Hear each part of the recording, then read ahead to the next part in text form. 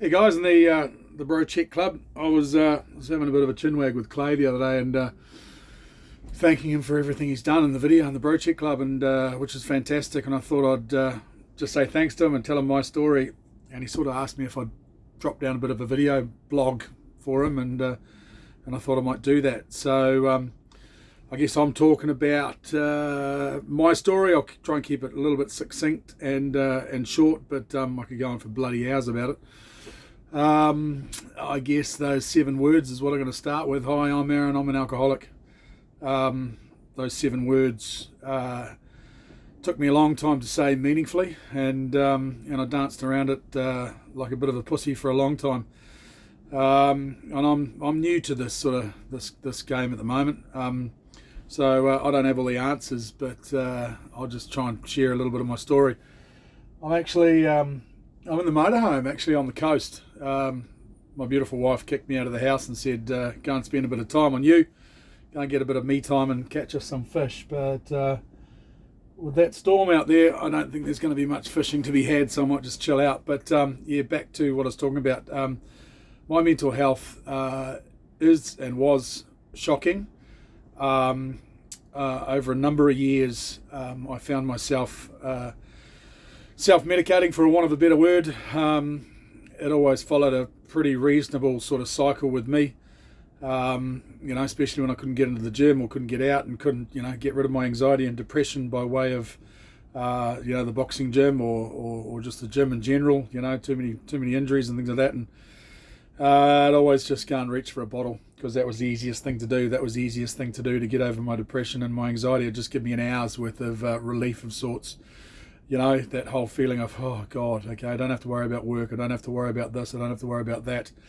But then it became worse and turned up with a lot of friends. And there's 2 Aarons in this world. There's Aaron, who's present and sober and works hard and is emotionally attached to his family and friends and things like that. Then there's the other Aaron who for a variety of reasons, be it depression and anxiety, I'm not making excuses here either, because that's not really an excuse, would drink and turn into a complete asshole.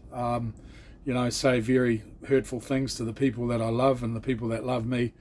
And you wake up in the morning and you just go, shit, what the fuck have I done? And you'd go back down this horrible little, what I like to call a bit of a black rabbit hole. And then you'd come out of that. You'd wake up in the morning and go, you'd go down that rabbit hole for a couple of days, but then you'd wake up and go, fuck this, I'm not going to drink ever again. Not drink ever again. I'm just going to bloody give up the piss for a while. So you'd give up the piss for a week and you start feeling bloody good and you'd feel fantastic. And then all of a sudden there's a little thing inside your brain that goes, you feel pretty good. Go on, grab yourself another few beers, a bottle of wine, whatever. And you'd start that cycle all over again. It might start with a 6-pack of beer, then the next day it might be 8 beers, then it'd progressively go a bit further to about 7 days down the track, and you're really smashing them back at night, and you wake up in the morning and the anxiety and the depression is absolutely through the roof, and it's fucking horrible. And that cycle would keep going, but you'd go further down that rabbit hole, you'd fall off ledges and you'd make more of a cock of yourself, and you'd wake up shamed, embarrassed with everything. You would feel horrible about yourself and horrible about things you'd done. And while my lovely wife is still with me today, is just beyond all sort of recognition. She's stood by me and she's been fantastic, and I'm really making that effort now to ensure that I am always present and I won't go back down that rabbit hole. And it's hard, and it's bloody hard for people to understand that don't have an addiction like I do. To get in the mind of an addict, to understand sort of the mental process of exactly what's going on. So I stepped inside the AA rooms probably 6 or 7 months ago, as a people pleaser, really, more than anything. I stepped inside the rooms just to shut people up, just to go, see, I'm going to AA now. And I'd be sitting in those rooms looking around going, crikey dicks, this isn't fucking me, this isn't me, I'm not like that fella over there or that girl over there or that guy over there and things like that. And you'd always seek the differences. You would never seek the similarities of their stories. The differences I'd find, well, I haven't done that yet. But had I kept going the way I was going, you fucking damn sure I was going to do that.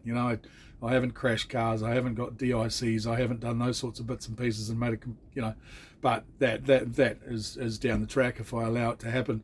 And somebody said to me the other day, a great quote, my worst drink is ahead of me, and that's what I focus on now. If I pick up and if I drink, I'm going to go further down that rabbit hole. I'm going to go further, down and off that ledge, and I'm not going to bounce back, and my family and everything else around me is not going to bounce back with me, because people have had a guts full of it, and I understand it.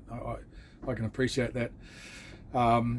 So that's why I'm determined to to throw myself into this AA program, and I have been for a while now, been sober for a while now, and really enjoying it. But I know I've got to focus daily on my recovery, because it's essential for my well-being, my mental health, everything. It's essential for my family. It's essential for my job. It's essential for maintaining a degree of modicum and being a normal functioning, contributing human being to society.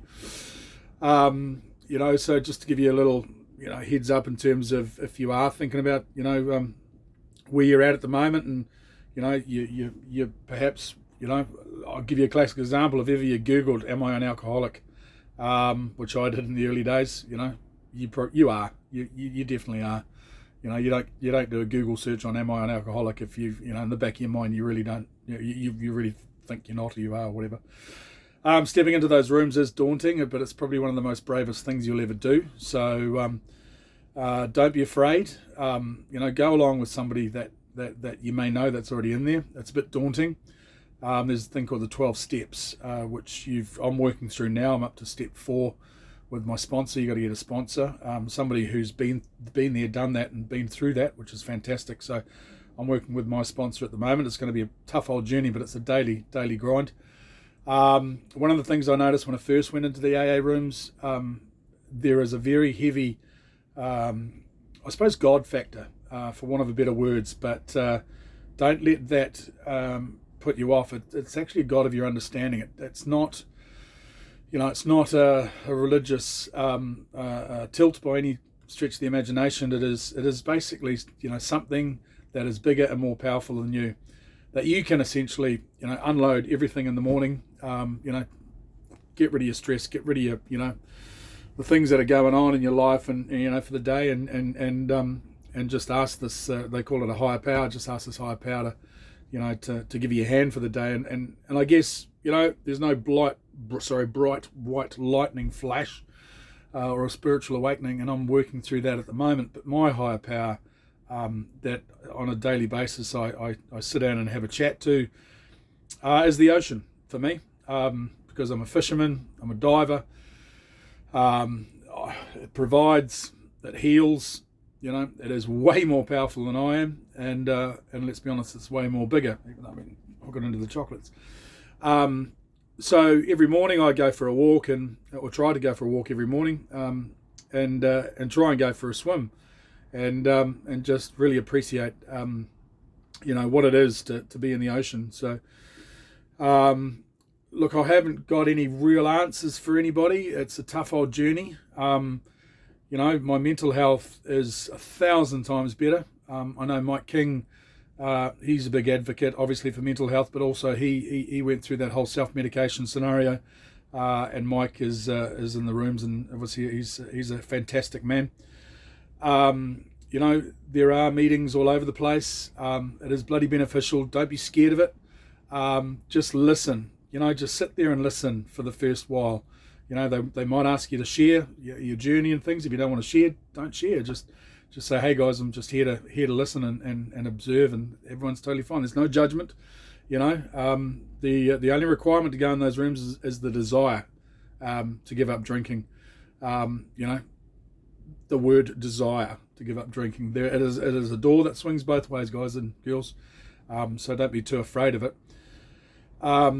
So I'll briefly finish. One very clever old wise fellow that I go to, he gave me a bit of an analogy when he was a young guy in the 70s.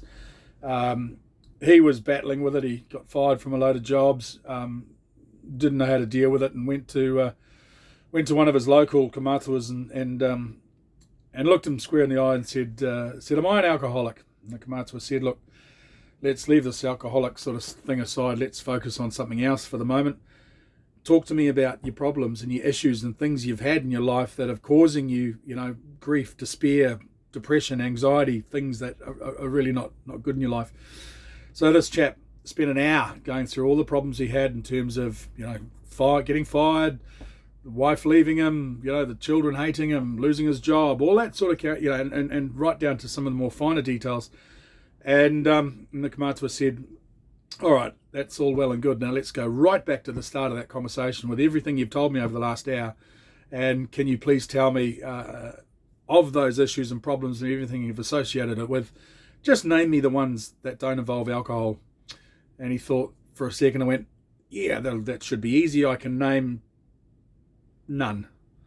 And when I look back on everything I've done and fucked up, it is purely because of my addiction, my self-medication of alcohol for my mental health. I'm envious of people that, that can go out and have a few drinks and that's it. And, I probably can go out tonight and have a few drinks and I can probably come back and go, shit, you know what, I'm not an alcoholic. But then I guarantee you 3, 4, 5 days down the track, I'll be down a fucking rabbit hole and I will be off another ledge and everything will be way more fucked up.